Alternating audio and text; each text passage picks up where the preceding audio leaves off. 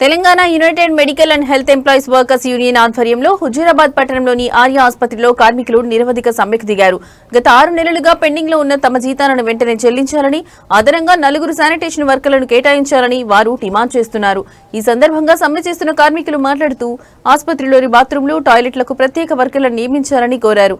ఆసుపత్రి యాజమాన్యం తమ డిమాండ్లను పట్టించుకోవడం లేదని, ఈ సమస్యలు పరిష్కారమయ్యే వరకు తమ సమ్మె కొనసాగుతుందని హెచ్చరించారు.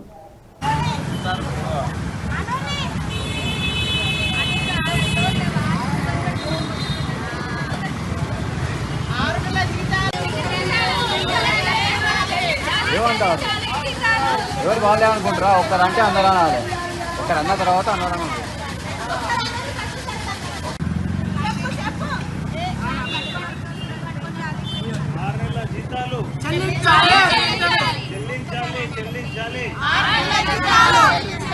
హాస్పిటల్ కార్మికుల పట్ల ప్రభుత్వం వైఖరి జిందాబాద్ సిఐటియు చెల్లించాలి 6 నెలల బకాయి జీతాలు వెంటనే.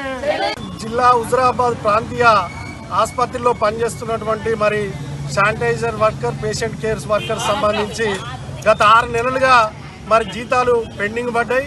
మరి ఇప్పటికే గత 25 రోజులకు ముందు సూపరింటెండెంట్ గారికి కూడా మరి ఈ సమస్య మరి తీవ్రం కాకూడదని చెప్పేసి ఇది కలెక్టర్ దృష్టికి తీసుకెళ్లి మరి కాంట్రాక్టర్ తోటి వారి జీతాలు ఇప్పించాలని చెప్పేసి కూడా వినతి పత్రం ఇచ్చినాం. మొన్న కూడా నిరసన తెలిపినప్పటికీ కూడా మరి ఎలాంటి దున్నపోతు మీద వానబడ్డ చందంగా మరి ఇంత పెద్ద కోట్ల ఆసుపత్రి కడతారు, కోట్లలో డాక్టర్లను నియమిస్తారు. మరి కేవలం అలా క్లీనింగ్ చేసేటువంటి, శానిటైజర్ చేసేటువంటి, పేషెంట్ కేర్ చేసేటువంటి కార్మికులకు 6 నెలల జీతాలు లేకుంటే వాళ్ళ కుటుంబ పోషణ, ఇవాళ ట్రావెలింగ్ కానీ, కూరగాయలు కానీ, ఇంట్లో కిరాణం వెళ్ళడం, పిల్లల చదువులకు సంబంధించి అనేక ఇబ్బందులు అప్పులు తెచ్చుకొని వాళ్ళు ఇవాళ కుటుంబాలు ఇళ్ళలేని పరిస్థితులనే 6 నెలలు గడిచిన తర్వాతనే ఇవాళ ఆందోళనలో దిగడం జరిగింది. కాబట్టి ఇప్పటికైనా వెంటనే సూపరింటెండెంట్ గారు రావాలి, ఇక్కడికి కాంట్రాక్టర్ గారు రావాలి. ఇలా జీతాలు ఇచ్చేంత వరకు కూడా మరి ఈ ధర్నాను కొనసాగిస్తామని తెలియజేస్తూ కొప్పుల శంకర్, సిఐటి కరీంనగర్ జిల్లా సహాయ కార్యదర్శి. ఏరియా హాస్పిటల్లో పని చేస్తాం మేము, ఊసేటోళ్ళము. మాకు 6 నెలల నుంచి జీతాలు లేవు. అడుగుతూ ఉంటే పోయి ఇవాళ రేపు అనుకుంటా గతం నుంచి జరుపుకుంటూ వస్తారు. ఇవాళ మా కుటుంబంలో అన్ని రోడ్ల మీద పడ్డాయి. మా బాధ చెప్తుంటే కూడా ఎవరు అర్థం చేసుకుంటలేరు. మరి అక్కడ రేవంత్ రెడ్డి సార్ మా అసంటోళ్ళు కూలి పని చేసుకునేటోళ్ళకు మనకు దృష్టిలో పడతలేమా, లేకుంటే మేము లేకుండా ఉన్నామా? మేము హాస్పిటల్లో పని చేస్తున్నాం. ప్రతి ఒక్క వైద్యుడు వస్తాడు, ప్రతి ఒక్క రోగాలతోనే వస్తారు, వాళ్ళకి ప్రతి ఒక్క సేవ అందిస్తున్నాం. అయినా కానీ మమ్మల్ని ఎవరు గుర్తిస్తలేరు. మేము అంత హీనంగా ఉన్నాం.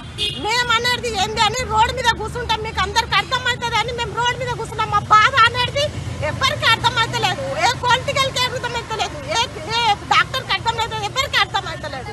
మేము అనేది ఏంది అని ఎవరికి అర్థమవుతలేదు. మా బాధ ఏంది? మా పిల్లల పోషించద్దా? మాకు ఇల్లు కిరాయాలు వెళ్తలేవు, మా పిల్లల చదువులు వెళ్తలేరు. 6 నెలల నుంచి నానా తిప్పల పడుతున్నాం. ప్రతి ఒక్కళ్ళకు బాధ చెప్పుకుంటుంటే మా బాధ ఎవరు అర్థం చేస్తలేరు. అందరికీ మా క్షమించి మా జీతాలు వేయమని